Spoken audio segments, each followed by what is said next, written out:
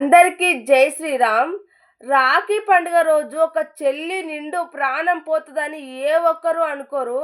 నిజంగా వాడు నిజానికైతే సొంతం కానే కాడు. అయితే రాఖీ కట్టించుకోవడానికి వాడే వాళ్ళ ఊరు నుంచి ఈ చెల్లి వరుస అయ్యే వాళ్ళ ఇంటికైతే వచ్చాడు. ఆ అమ్మాయి వాళ్ళ ఇంటికొచ్చి ఆ అమ్మాయితో మార్నింగ్ అయితే రాఖీ కట్టించుకున్నాడు.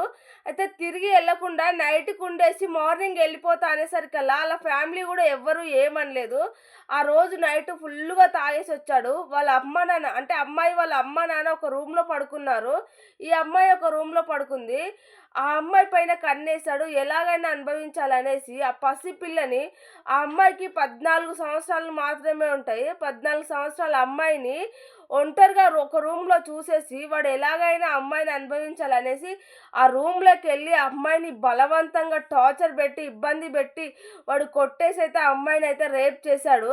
ఇగ ఆ అమ్మాయిని వదిలేస్తే అంటే నేను చేసిన పనికిమాలిన పనులంతా అందరికీ చెప్పేస్తది. నా గుట్టు బయట పడతదనేసి వాడు ముందు జాగ్రత్త కోసం ఆ అమ్మాయినైతే చంపేశాడు అక్కడే.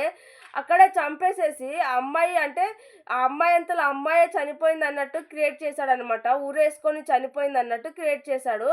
ఆహ్, ఫ్యాన్‌కు తాడేసి ఆ తాడుకైతే ఆ అమ్మాయినైతే యాలాడదీశాడంట. వాళ్ళ తండ్రి మార్నింగ్ చూసి షాక్ అయిపోయాడు. నిన్నంతా బాగానే ఉంది. నిన్నంతా మంచిగుంది. ఎలాంటి ఇబ్బంది లేదు. ఎలాంటి కష్టం లేదు. నా కూతురు ఎందుకిలా చేసిందనేసి ఆ తండ్రి, ఆ తల్లి అయితే చాలా అంటే చాలా ఏడ్చారు. అయితే వాని పైన ఎందుకో పోలీసులకు డౌటొచ్చి పోలీసుల స్టైల్‌లో వాడిని అడిగేసరికల్లా, నిలదీసేసరికల్లా వాడు నిజాలన్నీ బయటికి కక్కాడనమాట.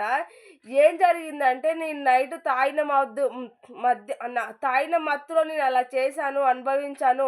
మళ్ళా నేను వదిలేస్తే ఎక్కడ నా గురించి చెప్తుందో అందరికనేసి నేను భయపడి అందుకే ఆ అమ్మాయిని చంపేసి అలా ఊరేసుకున్నట్టు నేనే క్రియేట్ చేశానని అప్పుడు అన్ని నిజాలైతే బయటికి కక్కాడు. నిజంగా రాఖీ కట్టించుకున్నాడు వాడు.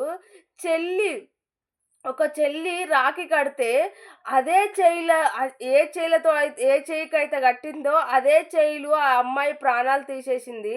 నిజంగా ఆ కసాయి వాడిని ఇంటికి రానీయకుండా ఉండింటే బావుండునేమో. ఆ తల్లిదండ్రులకు తెలీదు కదా! నా బిడ్డ ప్రాణాన్ని తీస్తాడు, నా బిడ్డని పొట్టన పెట్టుకుంటారని ఆ తల్లిదండ్రులకు గూడా తెలీదు. ఎవరైనా అన్న వరుస అయినా సరే, అన్న అయినా సరే ఎవరైనా భరోసా మీదనే ఉంటారు. ఇలాంటి పనికిమాలిన పనులు, ఇలాంటి చెత్త పనులు చేయరని ప్రతి ఒక్కరు అనుకుంటారు. నిజంగా ఈ రోజులల్లా అన్నలు అనట్లేదు, తండ్రులు అనట్లేదు. కన్న పిల్లలను గూడా ఇలా చేస్తున్నారు. సొంత తోడబుట్టినోళ్ళని గూడా ఇలా చేస్తున్నారు. ఎందుకింత దారుణానికి దిగజారుతున్నారో రోజు రోజుకి అసలు అర్థం కావట్లేదు గానీ, మనుషులైతే కొంతమంది రాక్షసుల కన్నా దారుణంగా తయారైతుర్రు. వీనికైతే కరెక్ట్‌గా శిక్ష పడాలి. వీలైనంత తొందరగానే వీనికైతే శిక్ష పడితే ఆ అమ్మాయి ఆత్మకైనా శాంతిస్తుందనమాట. వాళ్ళ కుటుంబానికి న్యాయం జరుగుతుంది. ఇలాంటోళ్ళని అస్సలు ఊరికే వదలగూడదు. అన్యాయంగా అమ్మాయి ప్రాణం తీసిండు. 14 సంవత్సరాల అమ్మాయి అంటే చాలా చిన్న పాప. చదువుకున్న వయసులో ఆ అమ్మాయిని అప్పుడు ఏం చూడని వయసులోనే పైకి పంపించాడు. అన్యం తెలవదు, పుణ్యం తెలవదు ఆ అమ్మాయికి.